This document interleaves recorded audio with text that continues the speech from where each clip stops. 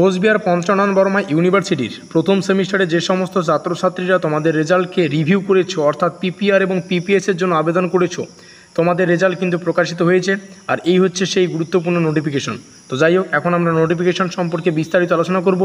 তোমরা নিজেরাই নিজেদের মোবাইল ফোনে কিভাবে তোমরা নিজেদের রেজাল্টটা চেক করতে পারবে সেটাও আমরা কিন্তু একদম স্টেপ বাই স্টেপ কিন্তু আলোচনা করব।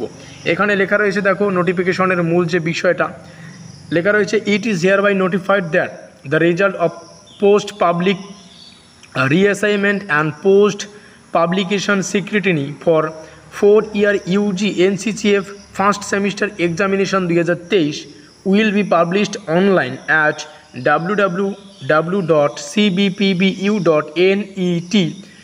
on 28/6/2024। অর্থাৎ আগামীকাল কিন্তু গতকাল কিন্তু আমাদের রেজাল্টটা প্রকাশিত হয়েছে। আর হচ্ছে এই আমাদের সেই নোটিফিকেশান। এখন আমরা স্টেপ বাই স্টেপ আলোচনা করব কিভাবে আমরা নিজেদের মোবাইল ফোনে আমাদের রেজাল্টটাকে চেক আউট করতে পারবো। So let's begin. তো সর্বপ্রথমে আমরা আমাদের মোবাইলের যে কোনো একটা ব্রাউজারকে ওপেন করে নেব এবং সার্চ বারে সার্চ করব cbpbu.net লিখে।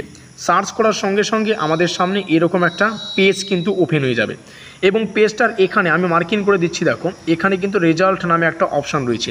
এই রেজাল্টে আমরা ক্লিক করলেই আমাদের সামনে দুটো অপশান আসবে।